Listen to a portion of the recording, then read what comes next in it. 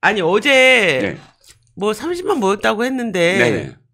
경찰 측 수상 17,000이더라고요. 그렇죠. 와, 저기가 제목 죽여요. 한겨레 신문. 뭐 시민 등 30만 집회 네, 뭐 이렇게 네. 했더라고요. 제가 그 나중에 또 말씀을 드리겠지만. 예, 이따 얘기하겠지만 예. 아니 의원이 170명 나왔는데 17,000 나왔으면 이건 폭망 아니야 이 생각이 뭐지? 막 이 정도면은 그렇죠. 아니 진짜 이겁니다. 지금 한 250개 정도 지역구에서 네. 뭐 총 당원 총동원령이잖아요. 그러니까요. 이거 제대로 안 하면 어떻게 되죠? 찍히잖아요. 그쵸. 당무감사에 걸리잖아요. 나중에 맞아요. 이거 완전 잘립니다. 지구당 위원장이 아니라 지금 뭐죠? 당협위원장인데 저쪽은 또 어떻게 부르더라. 어쨌든 그런데 보통 제가 이제 정치부 있을 때도 100명 모으기 힘들어요. 요즘은 네. 옛날에는 그게 왜 쉬웠어요. 중앙당에서 돈도 내려오고 DJ YS 맞아요. 서랍에서 돈 뭐 내려보내고 버스 대절해가지고. 버스 대절해갖고 당당히 뭐 그래서 서로 10만 집결 이게 쉬웠잖아요. 네. 10만은 뭐 네. 껌이잖아요. 근데 요즘 그럼 큰일 납니다. 그러니까 돈도 못 내려보내니까 지구당에서 사실 그 현수막 달기 힘들고 현수막 매주 바꿔야 되니까 요즘은 뭐 매주예요. 옛날에 선거철만 달았는데 맞아요. 요즘은 뭐 그냥 중앙당의 이슈 그대로 해줘야 되고요. 맞아 현수막 그다음에, 정치예요 거의. 그리고 그 다음에 이런 뭐 집회나 이런 거 나서라 동원하면 정말 사랑 보기 힘듭니다. 네. 그런데 100명 구하기 힘들어도 200명으로 치자고요. 네. 250개가 아니라 300이라고 치자고요. 300 다 네. 뭐 지구당이 네. 있다고 치고 당협이 있다고 치고 그럼 300 곱하기 200은 얼마예요? 6만이요. 10만. 3이 6, 2, 3은 6. 6만. 예, 수학 죄송합니다. 선생이에요, 저. 죄송합니다. 왜 내가 죄송하지? 6만입니다. 그러네요. 그런데 이게 기본빵이라고 치더라도 그러네. 경찰 추산 17,000이면 그 경찰 추산도 아예 3,000명만 더 해줬자고요. 해서 2만이면 3분의 1도 못 쳤다는 얘기야. 그러니까. 그죠? 그리고 이게 30만이면 그 일대가 완전 마비돼서 난리가 났지. 에이, 30만. 에이. 저 왜 이렇게 조용하지 카페나 이런 데가 다 이랬어요. 예, 그래서 이게 보니까 지금 이재명이 급해요. 네네. 원래는 이렇게 쭉 집회가 올라오면 그 위에 정당이 그럼요. 타야 되는데 숟가락 얹어야지. 그 타는 때는 원래 항상 그랬는데 이번에는 자기네가 막 끓지도 않는 물을 그냥 막 군부를 떼어갖고 무조건 어떻게든 좀 모아보려고 하는데 그게 보니까 이화영 씨 재판이 바로 코앞이더라고요. 그렇죠. 네. 이화영 선고? 네네. 11월 29일. 네. 11월 29일. 그러니까 이게 너무 빨리 진행이 되면서 당황한 거예요. 수원고법이. 예. 와, 진짜 4개월 만에 거의. 그러니까요. 그러니까 뭐 총 6개월이지만 어쩌면 4개월 당연한 만에 건데 끝냈고. 너무 재판적이 되다 보니까 이런 정상은 무엇이지 이런 깜짝 놀란. 아니 시작할 때 수원고법 시작할 때 좀 깐깐하게 굴었어요. 그래서 검찰한테 시작할 때 이렇게 그 네. 재판 준비기일이라든지 그런 처음 단계에서 검찰한테 이게 뭐예요? 제대로 하세요. 이런 식의 어떤 얘기를 해서 오마이걸 대석 특필했어요. 네. 그거를 와, 뭐 수원고법 이화영 재판에서 검찰 꾸짖다 뭐 거의 그런 식이었어요. 근데 그걸 보면서 법조인들이 죄송합니다. 이쪽 그 판사들을 잘 아는 법조인들이 웃어요. 그래서 아니 와 이거 완전히 수원고법이 검찰 측 그 증거들 좀 잡는 거 아니야? 그랬더니 말도 안 되는 소리. 수원고법이 훨씬 더 깐깐하다. 근데 그대로 된 거예요. 그때 당시에 내가 안 믿었거든. 오마이가 하도 이렇게 세게 그 재판장이 검찰한테 한 거를 그냥 뭐 세게 써서 야 이거 고법은 분위기 달라지는 거 아니야? 그랬더니 절대 안 그렇다. 고법이 더 깐깐하다. 수원고법이 더 깐깐하다라고 법조인들이 그러더라고요. 근데 웬걸 진짜 그대로 그러니까요. 4개월 만에 딱 하고 그다음에 딱 보니까 중간중간에 이화영 측에서 변호인 측에서 헛소리하는 거 딱 끊어주고 쫙 고법 간 다음에 잡음이었어요. 교통 정리를 촉촉촉 하더라고요. 멋지더라고요. 그래서 보니까 지금 그러니까 이재명 입장에서는 15일도 미칠 것 같은데 그 24일도 25일도 미칠 것 같은데 29일날 또 이게 나오니까 슈퍼위크가 두 번이에요. 14, 15가 있는 한 주, 맞아요. 25, 29가 맞습니다. 있는 한 주. 그래서 보니까 이게 지금 대북 송금이 있게 되면 사실 이게 이재명 재판의 전초전이잖아요. 네네, 그렇습니다. 전야제잖아요, 전야제. 근데 이게 보니까 지금 민주당 계속 그때 국정원 문건에서 이거는 쌍방울의 주가 조작 자금이었다. 이거를 줄기차게 그 이화영은 검찰의 회유였다. 이 두 가지만 밖에 없어요. 니오남. 리오남. 리오남이 맞네요. 없었다. 필리핀에. 예, 맞아요. 그게 두 가지. 리오남 필리핀에 안 갔다. 예. 그래 봐요. 안 갔다. 예, 그것도 뭐 안 갔는지 안 갔는지는 알 수 없으나 그것도 이상한데 확인해가지고. 네네. 그래서 근데 이 국정원 문건 관련해서는 네네. 지금 보니까 이걸 제보한 사람이 네네. 정상적인 제보자는 아니던데요. 네네. 네. 자, 오늘 2024년 11월 3일 네. 학생의 날이군요. 아, 그러네. 우리 다 잊어먹었어요. 네. 그죠? 옛날에는 학생의 날 그러면 뭐. 광주는 왜 학생의 날은 이렇게 눈 감은 척하죠? 5.18은 그렇게 난리를 치면서 왜 그 반일의 진심인데 왜 이 날을 이렇게 그러게 눈 감았죠? 말입니다. 그러면 자, 11월 3일 멸콩 라이브 일요일에 들리는 김효진 대표님이 진행하는 멸콩 라이브에서 진짜 특종이 있습니다. 이거 네, 완전히 그냥 맞습니다. 끝내버리겠습니다. 완전 깜짝 놀랐어요. 시청자 여러분들, 자, 이제부터 이화영이 또 그들의 변호사가 국정원 문건을 이 재판정이 받아들이지 않았다라고 네. 가짜 뉴스를 하면 딱 지금부터 오늘 들려드릴 말씀 해주시면 끝납니다. 네, 네. 제가 오늘 김윤신 대표님과 함께 그 완전히 단돌이 있는 저 일본어고 매조지하겠습니다. 자, 첫 번째입니다. 네. 국정원 문건이라고 얘기하는 것. 옛날에 왜 이재명이 이런 얘기했어요? 언론은 쓰레기다. 네. 검찰의 개다. 네. 이것 때문이에요. 이거. 이 문건 때문에. 이 문건 때문에. 이 이 문건을 왜 안 받아주느냐예요. 그러면서 실명도 공개를 합니다. 김한신님. 네. 대북 인도적 사업가 김한신님이 네. 제보한 국정원 문건을 이런 문건은 판사가 받지 않았다. 네. 그러면 이 판사가 신주루 부장판사가 제대로 하지 않았다. 이게 나중에 탄핵 얘기가 나와요. 이 당에서. 네. 그 이유예요. 네, 네. 이걸 안 받았다고 신주루 부장판사를 네, 괴롭히기. 네, 물론 네. 탄핵 안 했습니다만. 두 번째가 기자들 욕합니다. 이 문건을 왜 보도를 제대로 안 하느냐. 자, 그러면 김한신이라고 이재명 입에서 얘기했으니까 저도 네. 지금부터 김한신이라는 사람이 어떤 사람인지를 네. 하나씩 말씀을 드리겠습니다. 네. 자, 국정원 문건은 어떤 거냐면 이 사람들이 얘기하는 국정원 문건은 김한신이라는 대북 브로커. 우리 네. 브로커라는 얘기 많죠. 자, 대북 사업가와 시대네요. 브로커의 시대. 대북 사업가와 대북 브로커는 다릅니다. 네. 어떻게 달라요? 대북 사업가는 실제로 자기가 자기 돈 아니면 누군가 투자를 해서 거기에서 사업을 벌이는 사업 주체가 대북 사업가입니다. 대북 브로커는 이런 사업가들을 연결시켜주는, 예를 들어 북한의 고위 그런 송병철이니 아니면 뭐 이런 자들과 연결시켜줘서 사업을 진행하게끔 해주는 걸 대북 브로커라고 이야기하고, 특히나 이 대북 브로커들은 뭘 하냐면 북한의 고위급을 많이 만났다라는 그런 허세를 부리면서 우리나라의 국정원이라든지 또는 대기업이라든지 또는 언론에 북한이 지금 이렇게 움직여. 북한이 이렇게 돼. 북한이 이렇게 돼. 하면서 혹시나 대북 소식통이라는 이름으로 언론 보도 나가는 거 기억하시죠? 대개 이 대북 브로커들이.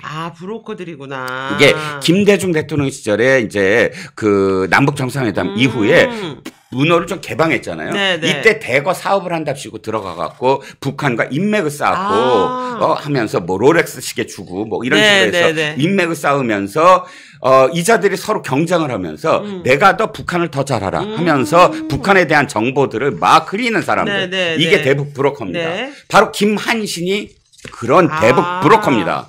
아니, 최재형 목사도 이런 거나 하면 되겠네. 여기서 이상한 짓 하지 말고. 딱 맞는데요. 최재형이 탁 떠오르는데요. 자, 그러면 이 국정원 문건을 다시 말씀드려서 뭐냐? 이 김한신이가 자기 담당 IO가 있습니다.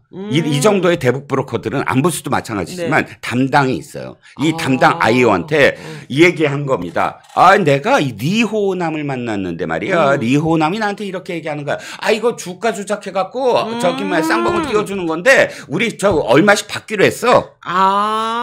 그러니까 당신도 쌍방울 물주로 해서 이거 좀 받아. 이런 식으로 이야기했다라고 IO한테, 그러니까 국정원한테 얘기하고 그거를 첩보 차원에서 국정원이 정리한 거군요. 국정원이 정리한 문건입니다. 자, 제가 첩보 차원이라는 건 뭐냐면 나중에 또 설명을 드리겠지만 저도 기자였어요. 기자였을 때 기자들도 정보 보고를 합니다. 신문사에 제가 이제 출입처 나가서 그러면 그게 단계별로 있어요. 자, 첩보라고는 표현 안 하지만 이거는 미확인. 미확인의 하우스면 네. 이건 첩보예요. 내가 확인하지 않고 이 복수의 어떤 그 정보, 복수에 내가 어떤 확인하지 않았다. 그러므로 검증되지 않았다는 걸 미확인. 그리고 이게 정보라는 건 빨라야 되잖아요. 네, 네. 확인하는 시간이 어디 있어? 없지. 확인하려면 그쪽에서 예를 들어서 데스크가 이거 확인해서 기사화 되는지 해봐 라고 내려왔을 때 그걸 하는 거예요. 정보들은 빨리빨리 넣어야 돼. 그럼 미확인이어야 돼. 이 미확인은 뭐야? 정보의 가치가 예를 들어서 한 30% 미만 확인이 안 됐으니까 이걸 국정원 쪽에서는 첩보라고 해요. 그러네요.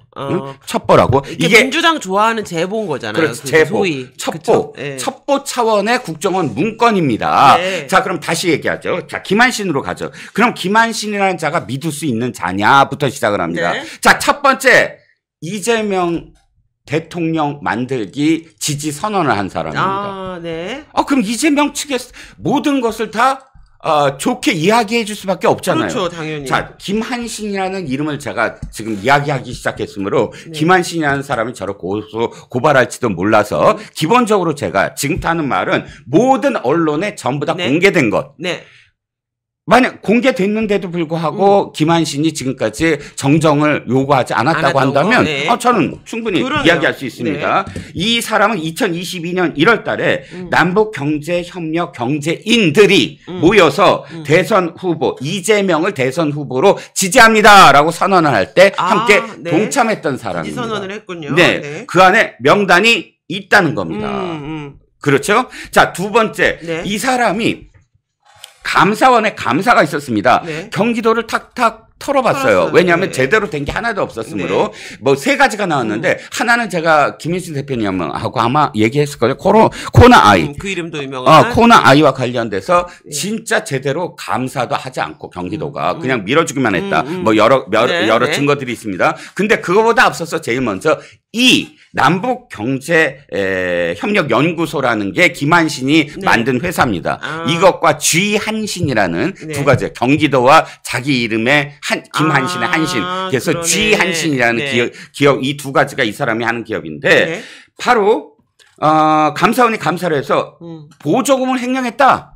누가? 김한신이가 어떻게 북한 지원 사업을 하는 보조 사업자로 이 김한신의 남북경제협력연구소로 경기도가 선정을 합니다. 그럼 그 보조금을 막 줘요. 그런데 그 보조금을 다 횡령을 합니다. 거의 막 횡령을 해서 뒤로 빼돌립니다. 예를 들자면 이거예요. 보조금은 12억을 줬어요. 그리고 이게 지금 남북 어디다 쓰라고 줬냐면 코로나19 때 소독약이라든지 약 보내라. 의약품을 하는 북한에 실제로 경기도가 보냈었으니까 사업자를 선정해서 내가 돈을 교부해 줄 테니까 네가 보내. 이렇게 사업 보조 사업자로. 이게 유엔 제재 때문에 그런 거죠. 그렇죠. 이렇게 됐는데 그다음 어떻게 되죠? 12억 중에 4억을 자기 사무실 비용으로 씁니다.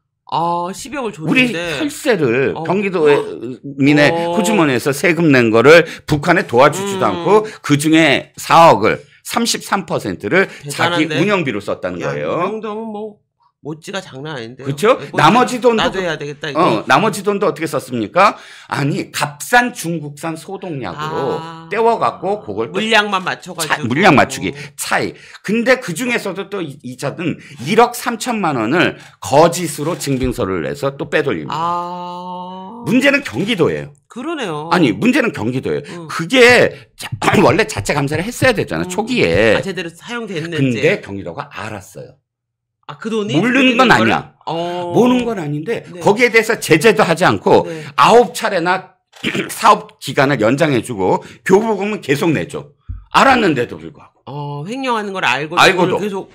그거는 좀 뭔가 수상치 않은데. 경기도와 유착 관계다. 그러네요. 라고밖에 생각을 못하는 거예요. 그렇게밖에 못하겠는데요. 그렇죠? 자, 또 하나 있습니다. 대북 지원단체가 있어요. 이 지원단체가 죄송합니다. 이 남북경제협력연구소가 어쨌든 북한에 사업을 하는 곳이잖아요. 그러니까 내가 돈을 줄 테니까 어떤 사업을 해라 라고 계약을 맺었는데 그것도 횡령을 해요. 그래서 지금까지 소송 중이에요. 이건 아직 소송의 결과가 나오지 않고 양측의 주장이 있지만 어쨌든 지금까지 말씀드린 것만 하더라도 상당히 문제가 많잖아요.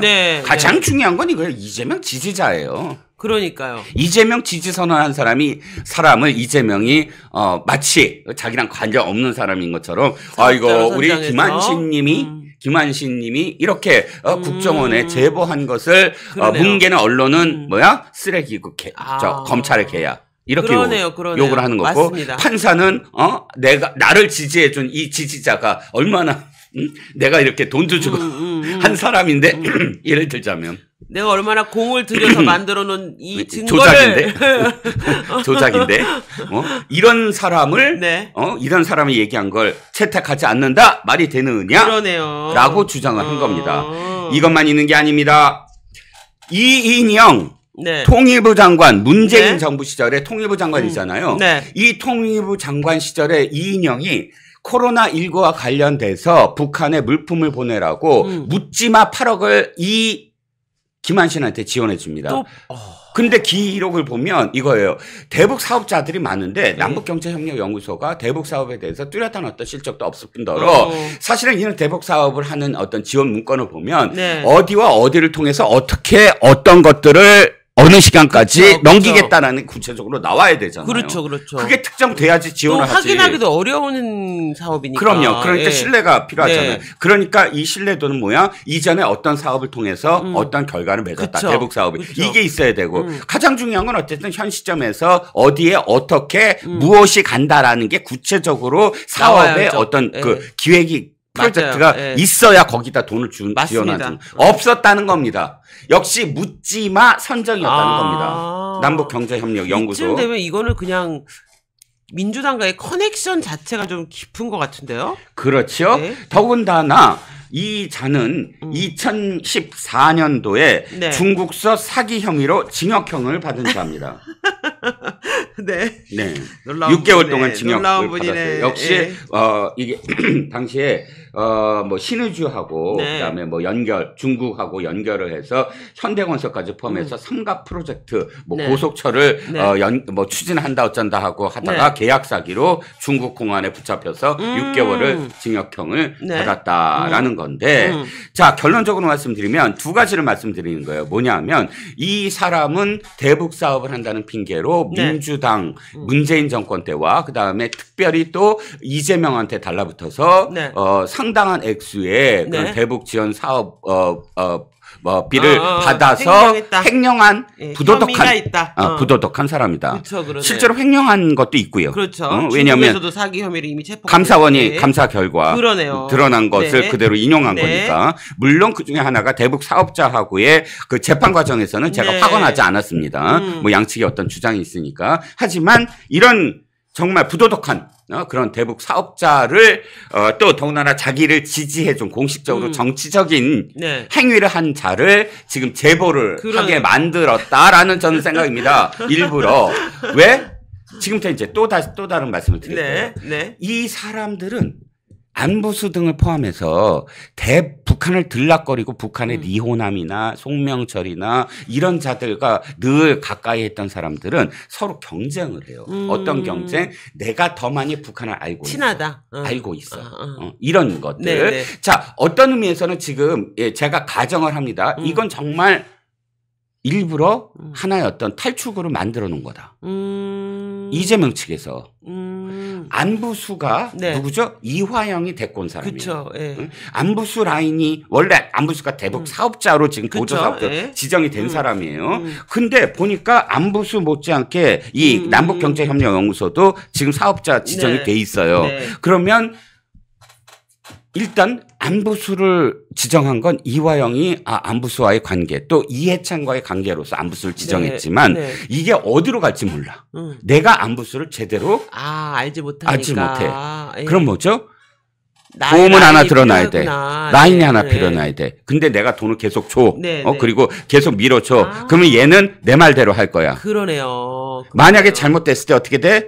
그 쌍방울 주가 조작이야. 그러네. 라고 할 수 있는 통로. 왜냐하면 이게 굉장히 위험한 일이라는 걸 이재명 측에서 몰랐을까요? 모를 수가 없죠. 예, 맞아요. 모를 수 없어요. 없죠. 예. 당연히. 네. 그러니까 뭔가 남겨야 된다. 라는 거예요. 이 관계를 잘 알고 있는 거지. 자, 여기서 다시. 그러면 이 사람이 지금까지 이게 첫 번째 어떤 가짜 제보였을까? 네. 저는 가짜 제보라고 제가 개인적으로 추정합니다. 네. 자, 가짜 제보였을까? 네. 아닙니다. 아닙니다. 네. 뭐냐 하면 이미 이 사람은 이 옛날에 우리나라 언론과 기업을 갖고 놀아요. 네. 이 사람이 통일부 장관도 낙마시켰다. 네, 이런 네. 기사가 있습니다. 네. 신동아에 나온 기사입니다.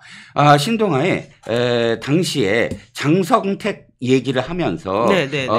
여러 가지 어떤 이야기를 하는데 바로 당시 이제 그 통일부 장관으로 네. 이름이 오르내리던 사람이 있었는데 네. 그 사람이 이 사람 말을 믿고 뭔가 얘기를 했다가 완전히 뒤집어져요. 그래서 낙마합니다. 우리나라 통일부 장관? 예. 누굴까요? 통일부 장관이 당시에 잠깐만요. 네. 누구였다고 얘기를 하냐면 김설송 얘기인데 내부에서 이렇게 이름이 오르락내락했다는 거죠? 네네네. 네. 우리나라. 네. 그건 나중에 또 확인해 시켜드릴게요. 제목만 지금 보고 말씀드리는 거고. 네. 두 번째. 가장 골 때렸던 사건이 이겁니다. 김설송. 김설송? 김설송이라고 아시죠? 네, 들어본 것 같아요. 당시에 김정은의 네. 기쁜 조 중에 한 사람. 아. 예쁘게 생긴 네, 사람. 네, 기억나요. 김설송이라고. 예. 근데 한동안은 김설송이 실세다. 이런 식의 기사가 났었어요.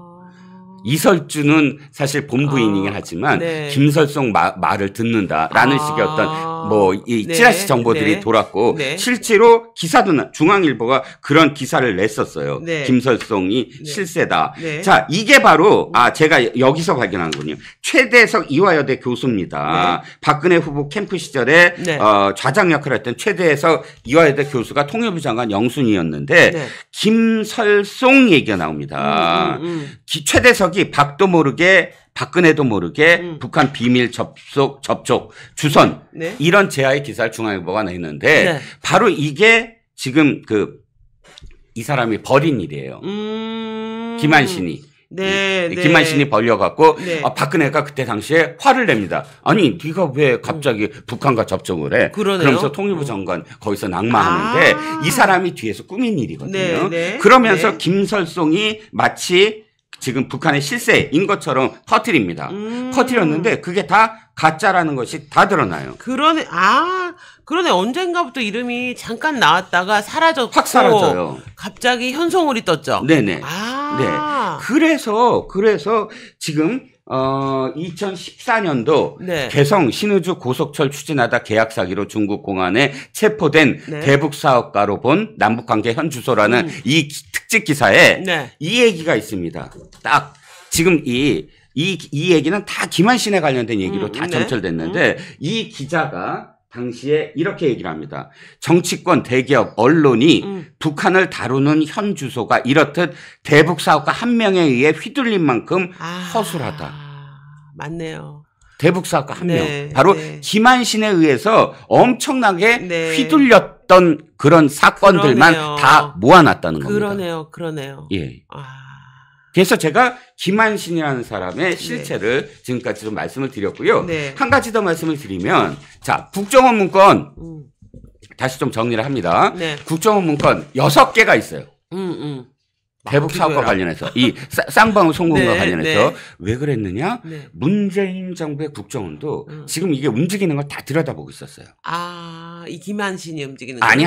김한신은 한 대북- 6개 중에 한 돈이 개고. 왔다 갔다 하는 거를. 그렇죠. 전체적으로 돈의 실제까지는 아직 모를 네. 수도 있고 알 수도 네. 있지만 정확하게 그러니까 이게 왜 그러냐면 그것도 한번 설명을 드리면 문재인은 그때 당시에 저희 싫어했어요. 이재명을.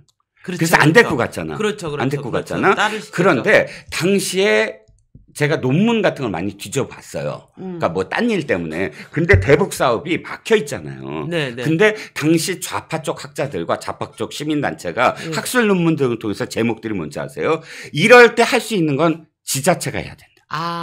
남북- 중앙정부는 막혀 있으니까. 우회로 제재를 안 받고도 할 수 네. 있는 게 지자체들이다. 네. 이런 식의 어떤 뒷받침들을 계속 하고 그러면서 이제 독려를 하는데 그럼에도 불구하고 이재명 안 데리고 가고 싶어. 그치. 문재인도 뒤끝 장렬이야. 그치. 근데 그럼에도 불구하고 이재명이 그래서 빡빡 쳐갖고 자기가 알아서 하고 있는데 그걸 뭐 잘하면 어쨌든 우회적으로 가는 거고 건드리진 않았어요. 네. 건드리지 않았지만 동향은 파악해야 될 거 아니야. 네, 네. 국정원이 아주 깊숙이 사실은 여러 통로로 점검을 계속 크로스 체크를 한 거야. 그게 예를 들어서 6개 문건이 있어요. 네. 근데 그 중에 4건은 첩보야, 단순. 이런 시가시. 식으로. 이게 진짜 이런 네, 식으로. 네. 김한신이 그 리오남이 이렇게 얘기했어요. 근데 당시에 국정원 직원은 그걸 분석하지 않았어요. 내가 딴 사람한테도 물어보고 딴 사람한테 물어봐서 원래 분석 보고서는 내가 처음에 들은 건 김한신한테 들었다. 근데 이것을 A라는 사람한테 확인하고 B라는 사람한테 확인했는데 이런 정도의 신뢰성 있는 이야기가 나왔다. 이게 분석 보고서고. 근데 김한신이 이렇게 얘기했다더라 쭉 이거는 첩보예요. 그럼 이거는 다른 사람한테 들었을 때 말이 안 되거나 아니면 아예 뭐 신뢰 가치가 전혀 없다고 판단한 거네요. 아니요. 그것보다는 일단 빨리 해야 될 때. 그냥 일단 첩보. 아까도 말씀드린 기자들도 일단 미확인이라고 하더라도 정보를 먼저 보내요. 회사에. 그러면 회사에서 야 그래? 알았어. 그러면 요거는 네가 다시 확인해. 하면 그 다음에 확인해서 다시 올립니다. 그러면 이게 국정원으로 얘기하면 첫 번째는 첩보고 로 데이터 같은 거네요. 그렇죠. 로 데이터죠. 두 번째는 이제 국정원에서 그걸 갖고 예를 들어서 더 확인하라든지 뭐 이렇게 되면 그다음 보고서를 냅니다. 그런데 지금 당시에 신진우 부장판사는 2건은 받아들여요. 왜? 분석 보고서였어요. 나머지 4건은 첩보야. 안 받아들여. 재판부가 판단해요. 그냥 제보 같은 거니까. 그냥 단순 첩보니까. 근데 이 2건은 그중에 한 건이 뭐야? 안부수. 그래서 안부수가 커졌군요. 안부수가 이야기한 것이 그대로 받아들여져요. 왜? 이것은 신빙성이 있기 때문에. 왜? 국정원에 당시에 안부수가 굉장히 그 전에 좀 유력한 어떤 부분들이 있었어요. 그래서 국정원 IO가 굉장히 안부수와 밀접하게 안부수가 하는 일들을 체크를 해요. 그러니까 안부수가 처음부터 이 대북 브로커들은 어쨌든 북한 공작원도 비공식적으로 만나고 만난 다음 날 또 안기부도 만나요. 국정원도 만나요. 국정원 파악하고 있으니까. 너 공작원 만났지? 그럼 또 얘기를 해야 돼. 이걸 말을 안 하면 간첩 혐의가 될 수도 있으니까. 그럼요. 또 크로스가 돼요. 또 거꾸로 국정원 만나면 저쪽에서 또 너 국정원 만났지 해요. 약간 이중 스파이처럼 왔다 갔다. 뭐 그럴 수도 있지. 그럴 수도 있는데 어찌됐든 그러니까 이 대북 브로커의 말은 2중, 3중, 4중으로 체크를 해야 돼요. 그래야 되겠네. 당연하잖아요. 그쵸. 이렇게 지금 2014년 이전부터 엄청나게 많은 그런 그 대북 정보를 흘리는 사람이니까요. 자, 그래서 내가 너무 길었죠. 그래서 앞으로 이 국정원 문건과 관련해서 이재명이 하는 얘기는 뭐다? 개소리다. 라는 겁니다. 왜? 김한신 때문에. 김한신이 어떤 잘하는 거를 제가 여러분들한테 오늘 총정리를 해드렸다는 겁니다. 그러네요. 이 사람은 근데 그냥 이렇게 보면 단순히 물론 돈이 왔다 갔다 하는 것도 있는데 이렇게 대북 브로커로 북한을 만나려면 북한에서도 어느 정도 우리랑 뭔가 좀 우리에 대해서 신뢰가 있다.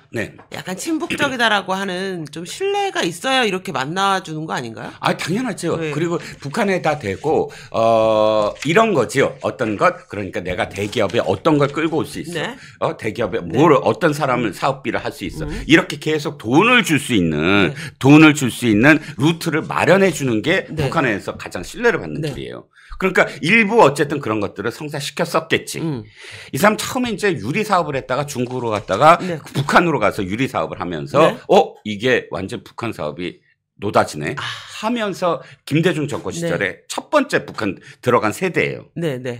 거기서부터 출발해갖고 이게 그러니까 내가 사업을 벌이는 것만이 아니라 중요한 건 정보구나.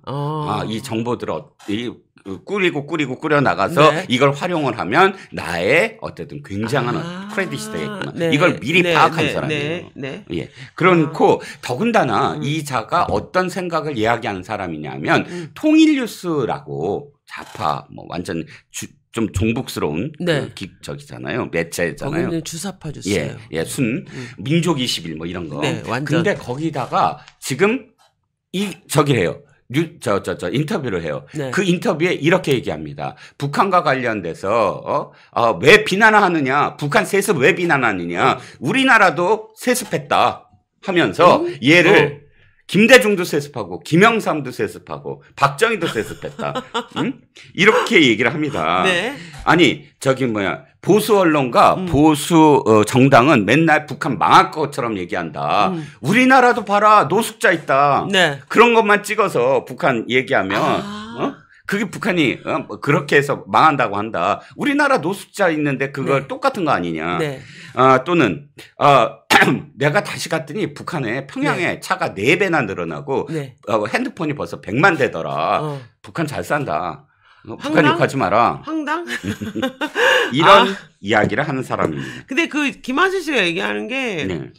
남한의 주사파들이 1990년대에 했던 얘기랑 똑같은데요. 그렇죠? 예, 2024년에 얘기하기는 조금 민망하긴 한데 어쨌든 네. 친북적이네요. 이 사람 또 김정은에 대해서도 또 그러면은 남다른 애정이 있을 수 있겠네.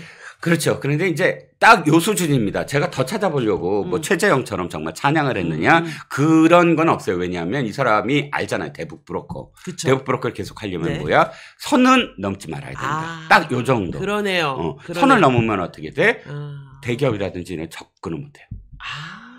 안 만나주겠구나. 예. 그 당시도 그래서 현대 자동차도 만나고 그러면서 뭐 이것도 깔자 저것도 네. 깔자 하면서 일단 북한의 신뢰를 얻기 위해서 대기업의 간부들을 계속 접촉을 시켜주고 이런 행동을 벌이죠. 그러네요. 네네. 그런 거에 줄타기를 잘하는 사람이네요. 그렇습니다. 근데 이 사람이 보니까 중국에서도 네네. 사기 혐의로 뭐 아까 말씀드렸지만 예. 맞습니다. 6개월 동안 형을 받고요. 이건 당시에 어떤 일이었냐면 현대를 끌어들여갖고 아까 말씀드렸지만 그다음에 중국과 그다음에 북한 이렇게 해서 삼각 고속철을 만들어주겠다라는 사업을 벌이려고 했습니다. 근데 계약까지 다 맺었어요. 네. 하지만 그게 성사가 되지 않았어요. 이게 제대로 성사가 됐다라고 하기에는 네. 이 사람이 벌인 일이 약간 사기성이 많았어요. 네. 그렇기 때문에 물론 이제 그건 변명을 합니다. 아니 쭉 하다가 북한 사업이라는 게 언제나 한 번 무슨 뭐 남북 관계가 경색이 되면 아무것도 못하는 거 아니냐라고 변명을 하지만 네. 그럼에도 불구하고 당시에 6개월에 사실 그 구금 당합니다. 네. 중국 공안에 네. 의해서. 그렇군요. 네. 그럼 이 사람 자체가 별로 신뢰가 없다고 봐야 되겠네요, 전혀. 아니 그러니까 지금까지 이 사람이 대북 사업을 통해서 제가 검색을 해봐도 네. 신동아라든지 주간조선이라든지 이런 중앙일보라든지 이런 유럽 언론 매체에서 이렇게 평가를 해요. 이 사람이 스스로 사업을 성공시킨 예는 한 건도 없다. 그러네. 네. 돈은 받고 그러네.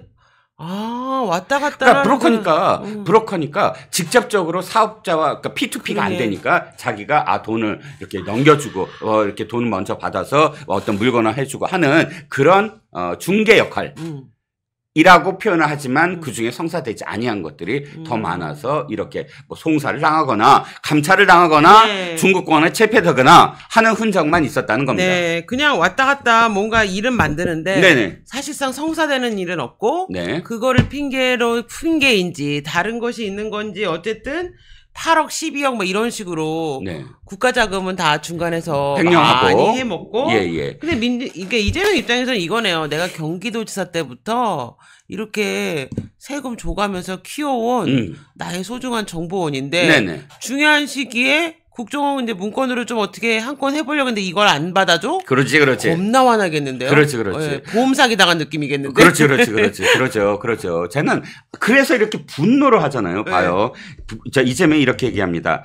국정원의 보고서에 분명히 이게 쌍방울의 대북 사업을 위한 송금이라고 적혀져 있는데 주가 조작을 하고 있다는 내용까지 있는데 북한의 리오남 정찰총국 간부가 김한신이라고 하는 대북 네. 인도적 사업가에게 주가 조작 대가로 일주일에 50억 원씩 받기로 했는데 도대체 말이야 이런 국정원 기밀 보고서가 맞겠냐 아니면 조폭 출신으로 도박장 개설했다 처벌받고 불법 대법 운영하다 처벌받은 네. 부도덕한 사업가의 말이 맞겠냐 맞네요. 이렇게 얘기를 합니다. 그러니까 팩트가 엄청나게 완전 다르죠. 거죠. 국정원 기밀 보고서 아니다. 첩보에 불과하다. 그렇죠. 이건 보고서가 아니라 첩보. 그렇죠. 제보에 불과하다. 제보. 그다음에 대북 사업가 김한신이라고 하는 대북 사업가 자기가 거의 키운 사람이다. 대북 사업가도 아니고 이거는 브로커고 브로커. 심지어 브로커지만 뭐 하나 제대로 성사된 게 없는 브로커잖아요. 그렇죠. 실적 없는 브로커네. 그렇죠. 정보 브로커고 사실 제가 이게 놀란 게 뭐냐면 김한신이라는 이름이 딱 이때 등장했을 때 사실 저는 이 김한신을 몰랐기 때문에 이 언론이 뭐 쓰레기고 네. 검찰에 개다라고 했을 때 김한신이라는 이름을 처음으로 밝혀요. 근데 네네. 저는 사실 그 김한신을 몰랐기 때문에 그냥 네. 넘어갔는데 보니까 김한신에 놀아났던 언론 기자들 한둘이 아니에요. 아. 당시에 대북 소식통이라는 이름으로. 네, 네. 근데 다 가짜 뉴스였거든. 그리고 김한신을 마치 그러네요. 아까 말한 김설송. 예, 김설송 얘기도 그렇고. 그 가짜라는 거 그렇죠. 드러났잖아요. 그리고 결정적으로는 중앙일보도 이러면 안 되지. 왜냐면 중앙일보가 이 사람이 대단한 사람인 줄 알고 칼럼 쓰게 했어요. 일정 기간 동안. 네네. 그럼 중앙일보도 칼럼 쓰게 만들었으니까 이 사람을 알 거 아니야. 근데 그러면 이 사람이 그 다음에 경기도에 유착해갖고 경기도에 보조사업자로 네. 선정이 된 다음부터 어떤 일을 했는지에 대해서 알 거 아니에요. 네. 그러면 김한신 그 사람 어떻게 믿어? 라고 나와줘야지. 그러네요.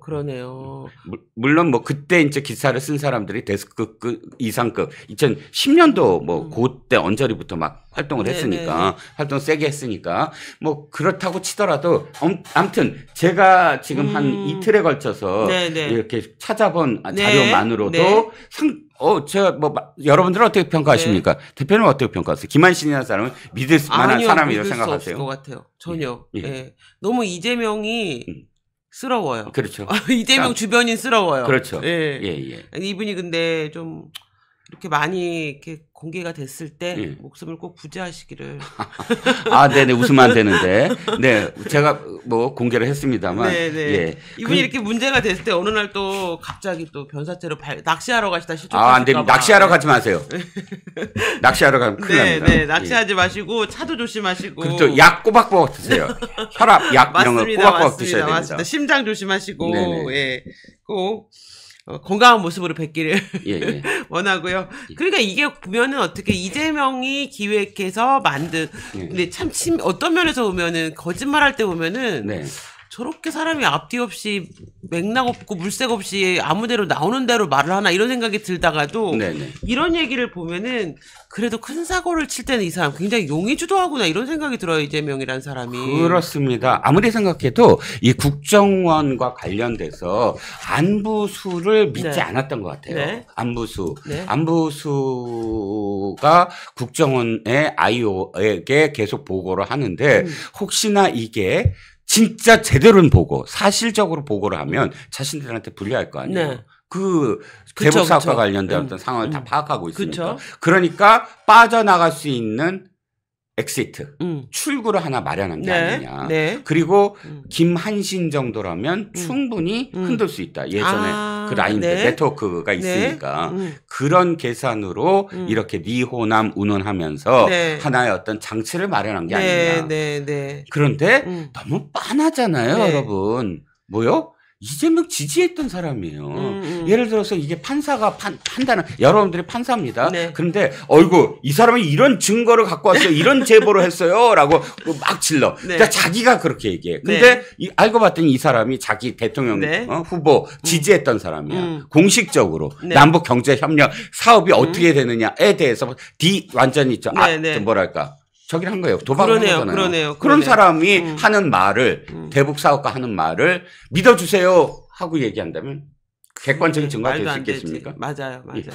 사실 어떻게 보면 아까 중앙일보 칼럼까지 하면 이 사람의 사기극에 여럿이 놀아놨는데 재판부가 오히려 상황을 냉정하게 봤다는 것에 대해서 요즘 좀 재판부에 대한 애정이 좀 올라오고 신진우 부장판. 신진우 부장판이 멋있습니다. 꼭 나중에 대법원에서 그분을 뵙고 싶어요. 최근에 아주 유명해졌죠.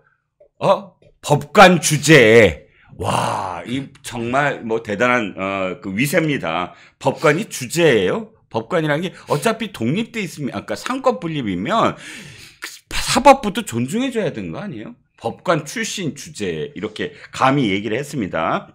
그러자 나흘이나 지났는데 그때 얘기를 해야지. 나흘이나 지났는데 지금에서야 엄중 경고라고 지금 뭐 엄중 경고하겠다라고 나섰습니다.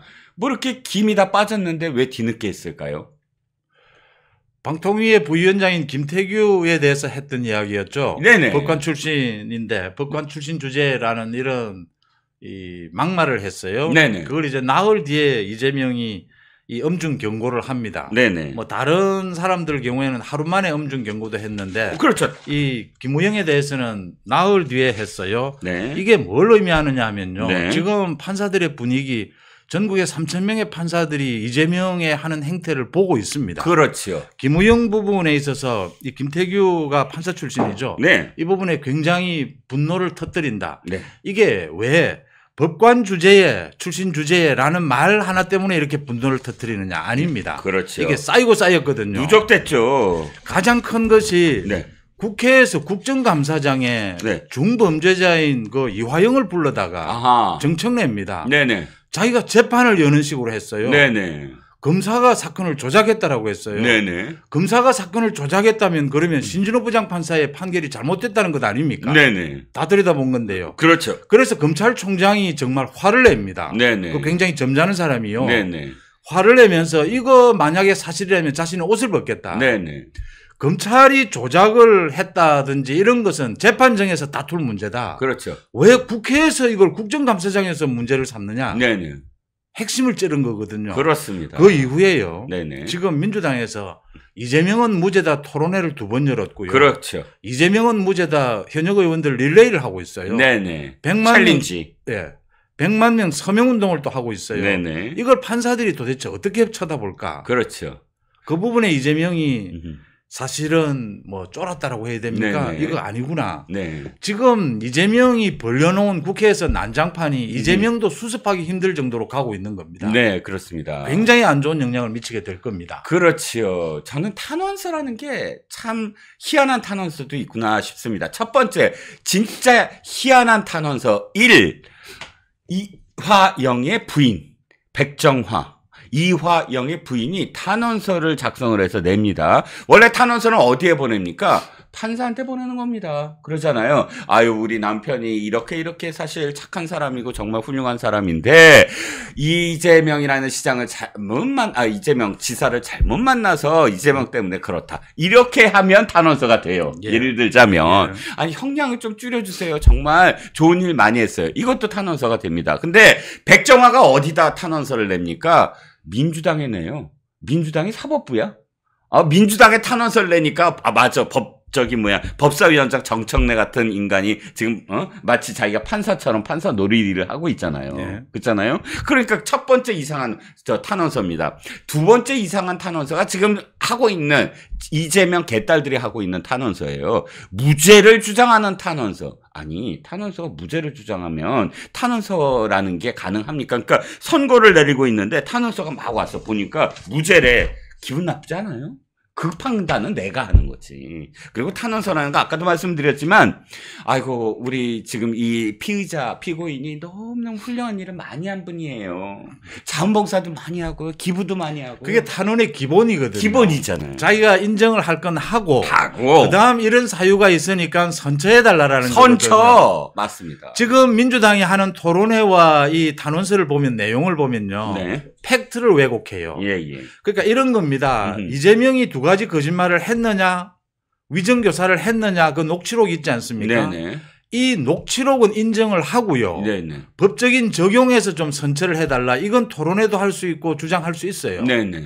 그런데 지금 이재명이나 민주당에서 하는 행동은요. 네네. 기존 나와 있는 이 녹취록을 부인합니다. 네네. 거짓말 아니다. 네. 녹취록 그 위정교사 아니다. 네. 그 내용이 나와 있는데 이럴 경우에는 판사가 굉장히 기분 나빠지는 겁니다. 그렇지요. 특히 거기에다가 국회에서 정청래가 재판을 열었어요. 네네. 사실상. 네. 이게 뭐 하는 짓이냐가 되는 거죠. 그렇죠. 그러니까 신진우 부장판사를 탄핵하겠다고 지금 난리를 치고 있잖아요. 3,000명 가까운 판사들이 어떻게 보겠습니까? 그리고 제가 계속 말씀드립니다. 네. 신진우 좀 제발 이재명 탄핵해라. 예. 그거 탄핵 잘하는데 왜 신진우는 못하느냐. 네. 왜 못하는지 아시죠? 왜 못하죠? 요건이 없거든요. 네. 이거 하면 네. 판사들 사회가 정말 뒤집어질 겁니다. 그렇죠. 또 조금 이따 말씀을 드리겠지만 심우정 검찰총장 탄핵하겠다라고 했다가 예. 지금 10일 뒤에 안 하겠다고 꼬리를 내렸어요. 그 심우정 검찰총장 뭐 거의 그냥 죽일 듯이 정말 달려들어갖고 물어 뜯었잖아요. 근데 갑자기 말을 바꿨습니까? 그날요. 예. 그날 오후에 네. 아차한 거죠. 한 겁니다. 아. 자, 3명을 심우정 검찰총장과 이창수 지검장과 중앙지검장과 그 해당 부장검사 부장검사 3명을 무조건 그 탄핵하겠다라고 올린 거예요. 네. 이걸 이재명이 스크린을 못한 겁니다. 그대로 주장이 나왔던 거죠. 네네. 바로 이야기가 나온 겁니다. 아. 이거 수사 지휘권도 없는 사람을 네네. 가방 부분은 거기 지금 심우정 검찰총장이 아닐 때였습니다. 그렇죠. 이원석 검찰총장이었고. 그렇죠. 자, 이거를 만약에 탄핵한다라고 내면 네. 기존에 이재명을 수사했던 검사 4명을 탄핵하면서도 온갖 거짓말을 다 갖다 붙였거든요. 그렇죠. 또 그래야 되거든요. 네. 이게 어떤 영향을 미칠까? 네. 판사와 검사는 법정에서 다투는 것 같아도 같은 법조인입니다. 네네. 다 법적인 원리에 따라서 서로 정보 교환도 하고요. 네네. 서로 들여다보고 있습니다. 지금 이재명이 이런 부분에 딱 걸린 겁니다. 그렇군요. 심우정 검찰총장 10일 만에 사실 쪽팔리거든요. 네네. 설 내립니다. 그렇죠. 그렇죠. 지금 신진우 부장판사에 대해서 별짓을 다 했어요. 그렇습니다. 국정감사장에서. 그렇죠. 그거 재판부 바꿔달라고. 네네. 아예 이게 협박이 안 되니까 액을 하다시피 했어요. 네네. 왜 그럽니까? 이재명 잘하지 않습니까? 네네. 신진우 부장판사 탄핵하면 됩니다. 네. 거짓말로 또 탄핵 할 수 있어요. 국회에서 지금 과반이 넘으니까요. 그럼요. 못하는 이유가 있죠. 못한 이유가. 신진우 부장판사를 탄핵하면 내용을 내야 됩니다. 네네. 뭐 때문에 탄핵을 한다. 네네. 뭐 어떤 법률을 위반했다. 네네. 못 내는 겁니다. 네.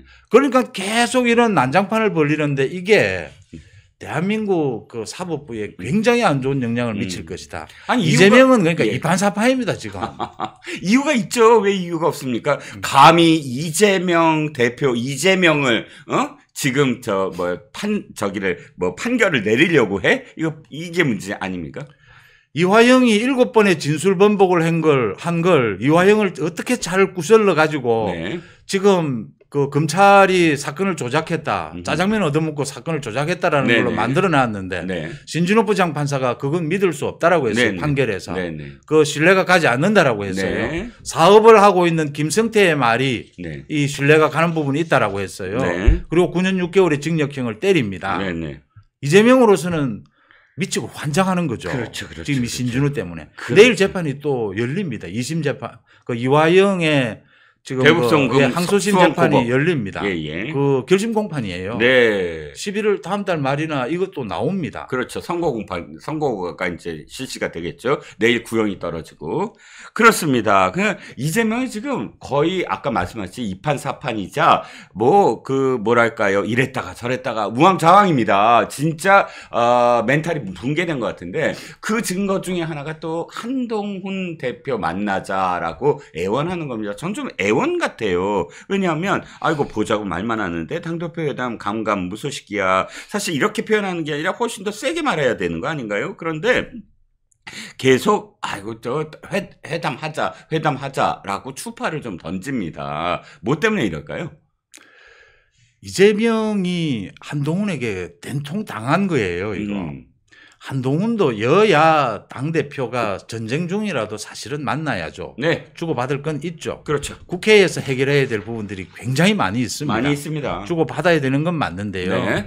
한동훈이 이재명을 뭐 좀 이용한 건 맞죠. 네네. 유난 회동을 앞두고요. 네네. 그런데 한동훈의 생각은 분명히 있는 거죠. 네네. 한동훈이 이재명에게 얻어야 할 것은 네. 지금 의료 대란 부분 저 협의체 만드는 부분요. 네. 금투세 부분 여러 가지를 얻어야 되거든요. 그렇죠.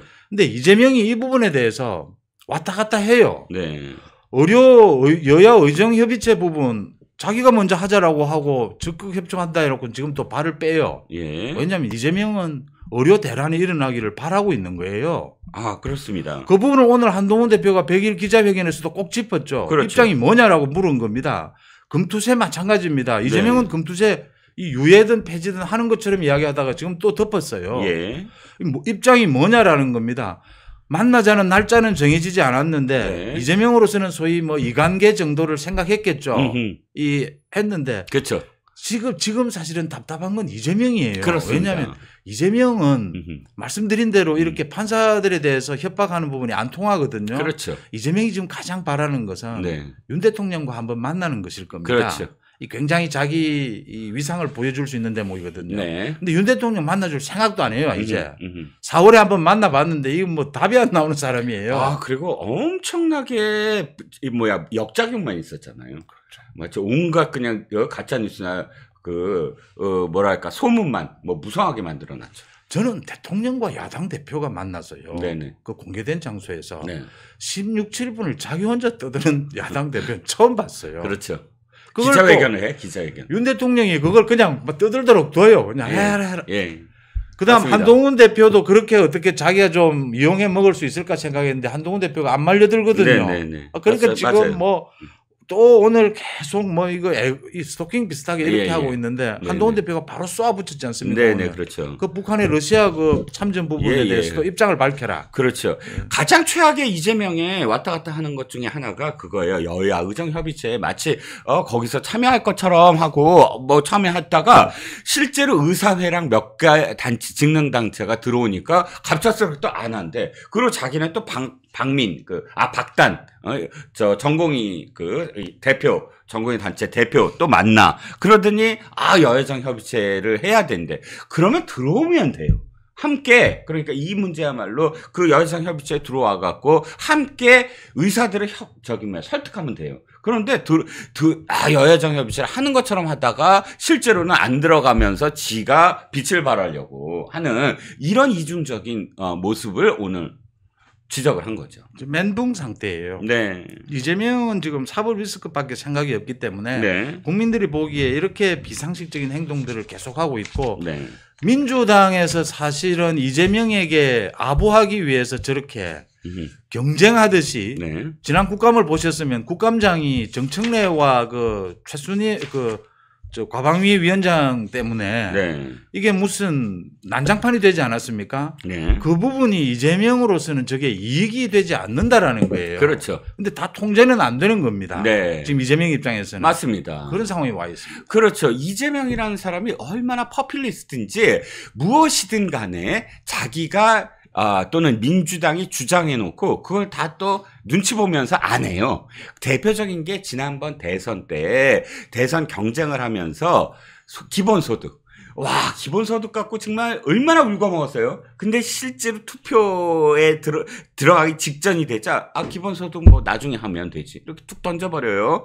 지금 대표적인 것 중에 하나가 또 차별금지법이에요. 개인적으로는 이 차별금지법에서 반대하고 있는데 갑작스럽게도 말을 바꿔. 민주당은 이 차별금지법 때문에 갖고 얼마나 장사를 했습니까? 그리고 얼마나 이 보수 우파와 관련돼서 비난을 해왔습니까? 그런데 지금은 갑자기 그건 뭐 나중에 하면 되지 뭐 라고 하면서 이유를 이렇게 돼요.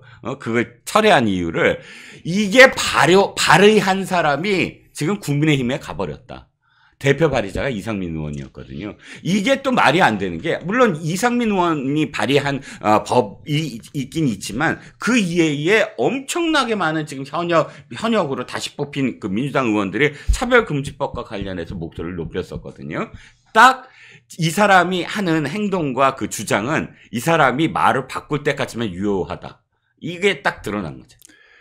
거짓말이 입버릇처럼 되어 있고요. 네. 저는 이재명 자신이 자기가 보수주의자고 실용주의자라고 해요. 네. 저는 이재명은 그냥 정치 장사꾼이라고 이야기합니다. 그렇죠. 이재명은 뭐 자기가 추구하는 어떤 뭐 목적이나 목표 이런 게 전혀 없습니다. 네. 뭐 인사하시려면 하십시오. 아닙니다.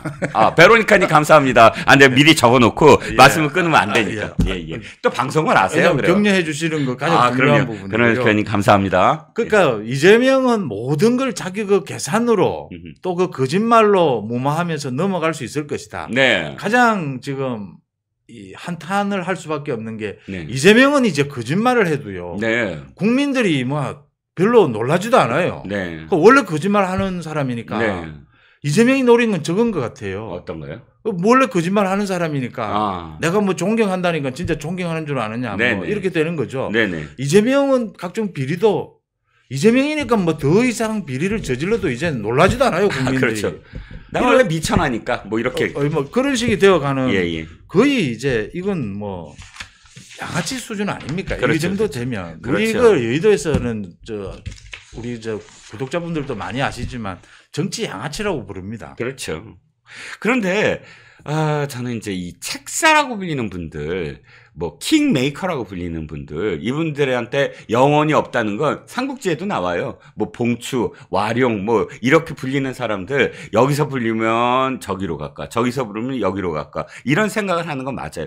하지만 그럼에도 불구하고 만날 사람을 좀 만나야지. 윤여준 얘기입니다. 개인적으로 옛날에 제가 윤여준을 존경하던 시절도 있었어요. 뭐 굉장히 학식도 높고 또 진중한 그런 스타일이고. 근데 이재명이 윤여준을 굳이 만나고 김종인도 만났다 이번엔 윤여준을 만나고 왜 이렇게 했습니까? 윤 대통령도 못 만나고 윤석열 대표도 못 만나고 그렇죠. 지금 이재명은 안정감을 보여주고 싶은 거예요. 그렇습니다. 근데 자기가 저질러 놓은 일이 있으니까 이 안정감을 보여주질 못하는 겁니다. 그렇죠. 그래서 굉장히 폭넓은 이게 김종인이나 윤여준이 뭐 보수 우파하고 무슨 상관 있는 사람들입니까? 그렇죠. 저는 윤여준을 결정적으로 네. 안철수하고 하는 걸 보면서 네네, 점점 그렇게 되죠. 미천이 저것이었구나. 그렇죠. 참 여의도에 있으면요 놀라는 일들이 많습니다. 네. 각 분야에 막 대단하다라고 하는 사람들이 여의도에 들어오면 네. 그 무너지는 게 몇 년 걸리지 않아요. 그렇죠. 그렇게 이제 정치권이 경쟁도 심하지만 네. 이게 정치적 감각이라는 것이 각 분야의 어떤 정도의 성취를 이룬 사람이라고 해서 네. 정치 감각을 가지고 있다 이렇게 볼 수는 없는 것이고요. 그렇습니다. 이재명이 가지고 노는 거죠. 네. 김종인, 윤여준 이런 것들을 통해서 이런 사람들을 통해서 자기가 굉장히 안정적으로 야당 대표의 권위 이런 걸 지금 사법부에 보이고 있는데 그게 사법부가 김우영이 하는 말 법관 출신 주제에 이 한마디 정청래가 하는 행태를 한번 보면서 네. 사법부가 판사들이 무슨 생각을 하겠습니까? 그렇죠. 그 조희대 대법원장이 이야기하는 게 그겁니다. 네. 여론에 휘둘리지 말아라는 그렇죠. 거거든요. 네. 여론에 이건 휘둘리는 것이 아니고요. 지금 100만 무죄 그 서명 운동에 대해서 네. 판사들이 그 이재명의 다음 달 있을 1심 그 선고 재판부가 네. 정확하게 보여줘야 되는 겁니다. 국민 앞에서. 네네. 이런 것은 안 된다라고 하는 것을 보여줘야 돼요. 그렇죠. 용납하지 않겠다라는 것을. 그렇죠. 맞습니다. 그런데 윤여준은 그래 저는 이제 뒷방 노인네 신세라고 이제 뭐 노인네라는 표현 좀 그 폄하 발언처럼 들리시겠지만 뭐 그런 표현들이 있지 않겠습니까? 그러니까 뒷전에 이렇게 그 물러서 있는 그런 오비들이 그래도 이렇게 뭐랄까 덕담도 하고 세태에 대해서 이렇게 이야기하는 거 좋습니다. 하지만 이재명이라는 정치인 아까도 말씀드렸지만 이게 정치인이라기보다는 양아치잖아요. 그런데 굳이 만나서 윤 대통령은 국민 신뢰가 낮고 이재명의 대표 역할이 크다. 이런 아무리 덕담일지라도 이 윤여준의 입에서 이렇게 나온 그 제목이 뽑힌 기사를 보면서 참 할 말이 없다라는 생각이 또 들었습니다. 예. 자, 또 한 가지가 뭐냐면 근데 이재명은요. 예. 이렇게 윤여준 만나 뭐 한동훈한테 애원해 뭐 바쁩니다. 김우영 야단쳐. 그런데 실제로 해야 될 건 안 해요. 뭐죠? 법카와 관련돼서 벌써 3번이나 소환 요청을 했는데 나오지도 않고 서면 진술을 하라. 그것도 지금 묵살을 합니다. 왜 이럴까요? 저는 이걸 수원지검에서 이재명을 부르지 않고 네. 바로 기소를 할 생각을 갖고 있다. 이렇게 정리를 하는데 거기에 반대합니다. 네, 저도 반대입니다. 저는 이 이재명 네. 영장을 쳐야 됩니다. 이럴 경우에 그렇죠. 국회에서 표결해서 통과되지 않더라도요. 네네. 검찰의 의지를 보여야 합니다. 네네. 첫째, 이거 바로 기소하면요. 이재명 또 그럴 겁니다. 왜 자기 그 방어권을 보장해 주지 않느냐라고 할 겁니다. 그렇죠.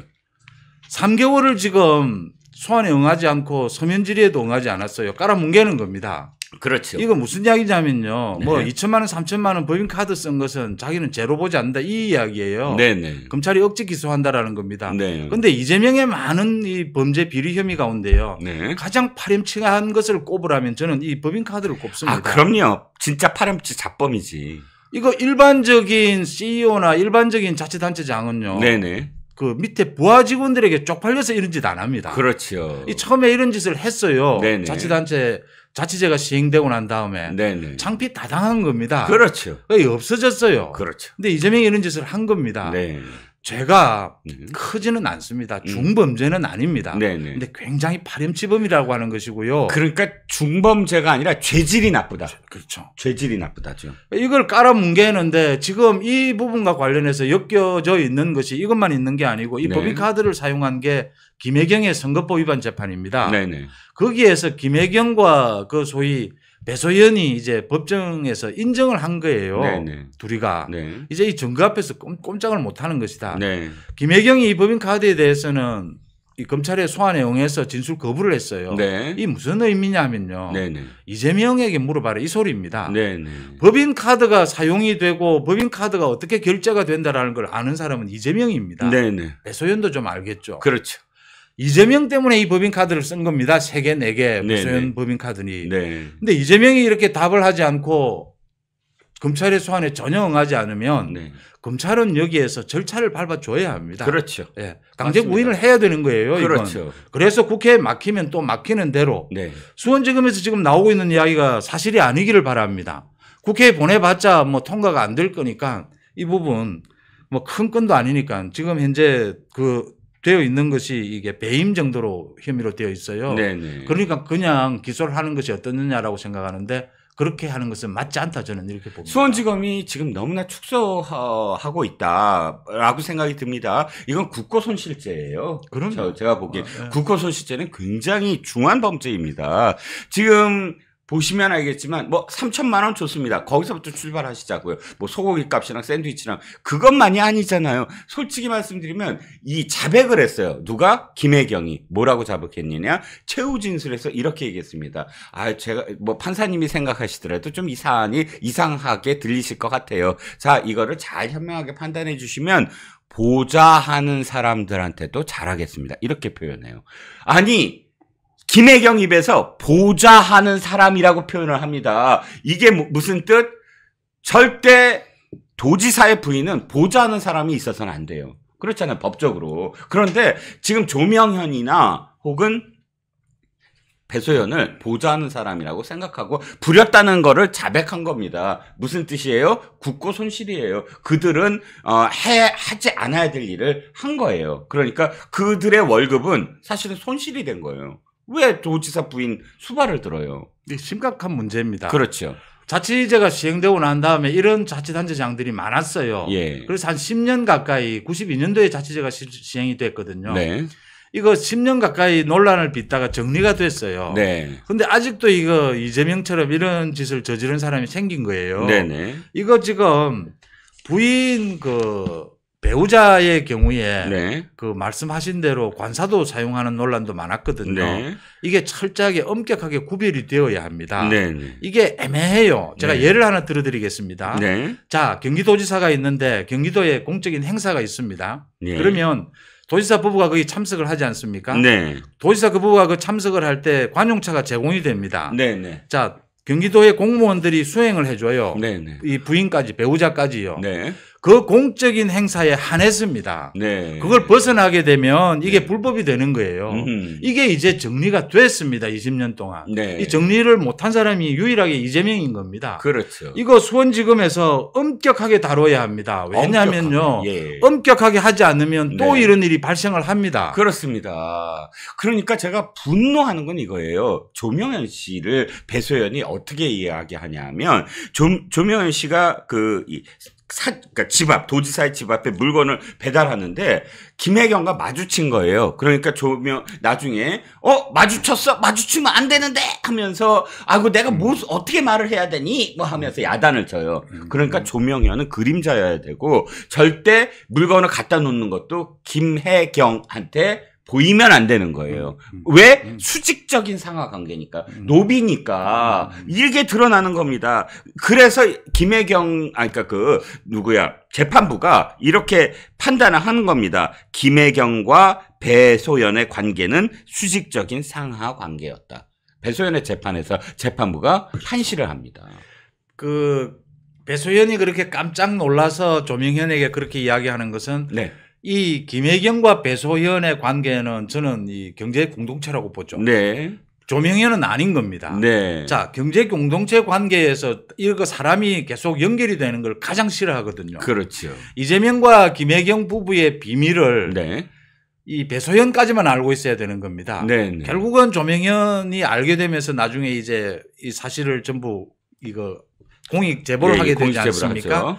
그걸 막았어야 하는 것이죠. 네. 그 배소연이 그 마지막 재판에서요. 선거법 위반 재판에서 네. 한 번 나오지 않아서 200만 원 벌금형을 받습니다. 네. 과태료 참. 과태료를 받죠. 예. 그다음 나와서 이제 재판에서 울먹인 것은 그 재판부가 기가 막힙니다. 네. 그 금융 거래 자료를 모두 제출하라고 해서 다 받았어요. 네네. 그래서 딱 드러낸 겁니다. 네네. 답이 없는 거예요. 네네. 그래서 사실은 그게 인정한 것입니다. 네. 그게 이제 두 사람이 울면서 말씀하신 대로 그런 이야기를 했다라고 하는 것은 네. 10만 4천 원이니까 네. 선처에 달라짐 이 소리예요, 사실은. 네네. 그 소리를 변호사는 했을 겁니다. 네. 그 법정에 제가 취재해 보지는 않았는데 네네. 자기 입으로는 차마 못하는 거죠. 근데 그 이야기를 하고 있다 이렇게 보입니다. 네, 최후 진술로 직접 했다고 하니까 그렇죠. 이 김혜경이 나중에 그때 원래 이것도 두 번 한 거예요.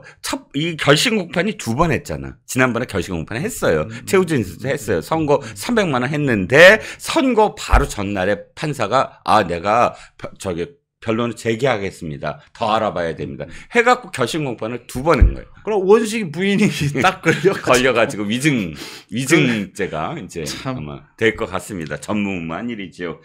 면역력이 왜 중요한지 말 안 해도 다들 아시죠? 저는 몇 년째 환신을 꾸준히 먹고 있는데 면역력만큼은 걱정 안 합니다. 요즘 같은 시대 튼튼한 면역력에 건강까지 쑥쑥 지금부터라도 환신 꼭 챙겨 드세요. 드셔본 분들만 그 진가를 느낄 수 있다니까요.